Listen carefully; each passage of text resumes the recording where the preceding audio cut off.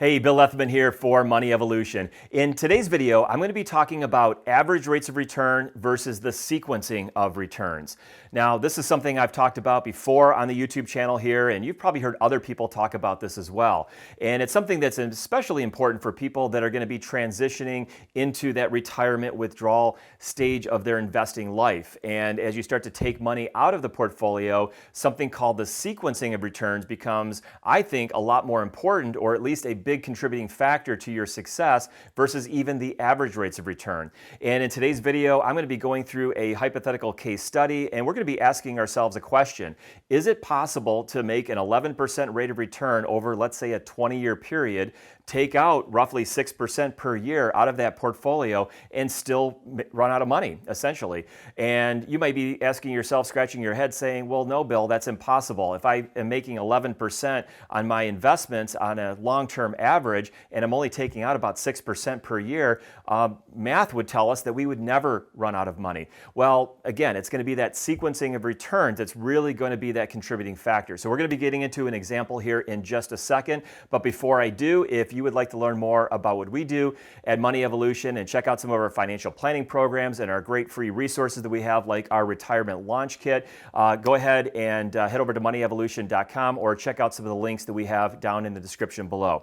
So let's jump right into our hypothetical case study here. So this is something I put together maybe about 15 years or so ago, and it was really meant to illustrate this point. And so what I did is I created this scenario.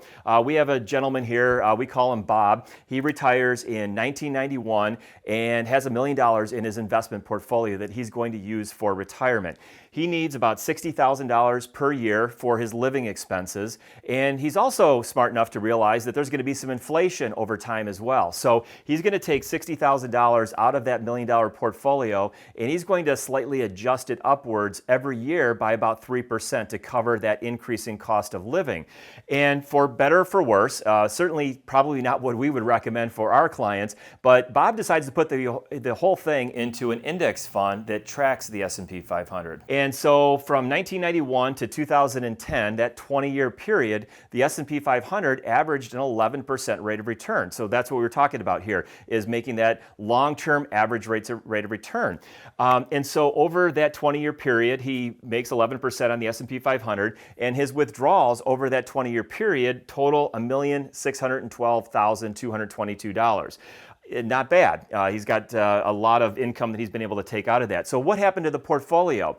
Well, over this period of time, from 1991 to 2020, he actually grew that portfolio even after taking out over $1,600,000 from that portfolio. He has $2,900,000 in change in that investment portfolio. So I used to do this live in front of a lot of our group sessions that we did when I was going out doing corporate events and doing these retirement planning workshops.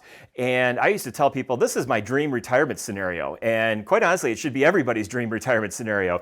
We put $1 million into this, we take a whole bunch of money out, $1,600,000, and we nearly triple our portfolio over a 20-year period. It probably doesn't really get too much better than that.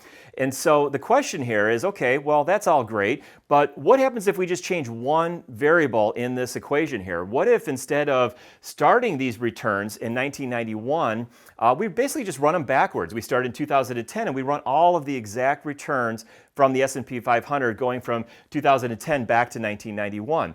Well, what do we know about this initial scenario? So this initial scenario, we have the 1990s, which were one of the best 10-year periods ever for the stock market. And we have the first year of the 2000s, which was one of the worst 10-year periods ever for the stock market. So in this original example right here, we had a good decade followed by a bad decade.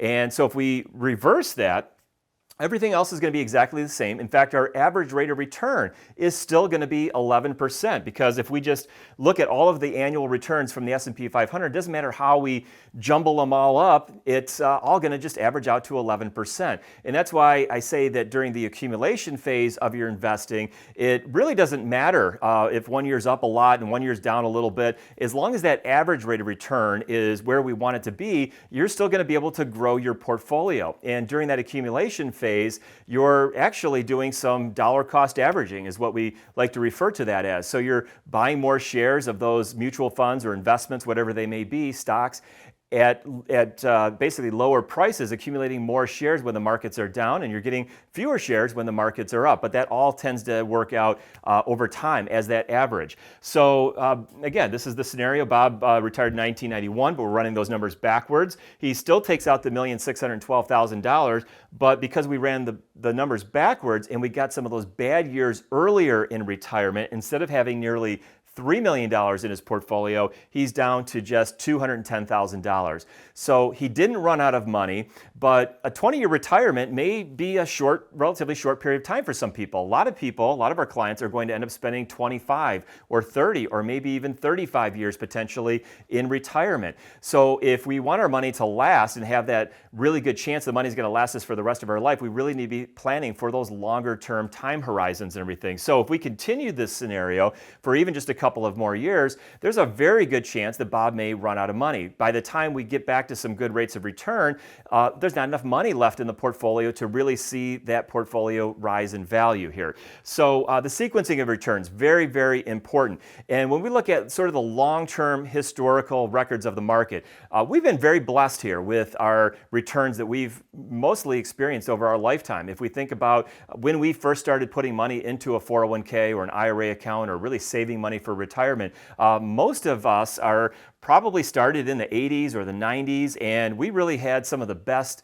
stock market returns that we've seen over the long-term history. So this is a chart that I like to show people here. It's the Dow Jones Industrial Average going back to 1897 through its inception, and we can see these gray and purple segments of this chart, and basically the gray are going to be those bull markets when the stock market is going well, and then we have those purple markets where the markets are going sideways. And even during some of those sideways periods, we can see some of these big drops that we had. For example, this purple segment here, that's the second from the right, that's going to be that 2000 to 2010 time period where the market basically just kind of went sideways for about 10 or 12 years, depending on how we look at it. And inside that, we had two significant market declines that were about 50%. I think it was about 47% on the S&P in the 2000 to 2003 period, and then it was about 57% in that 2008 to 2009 period of time there.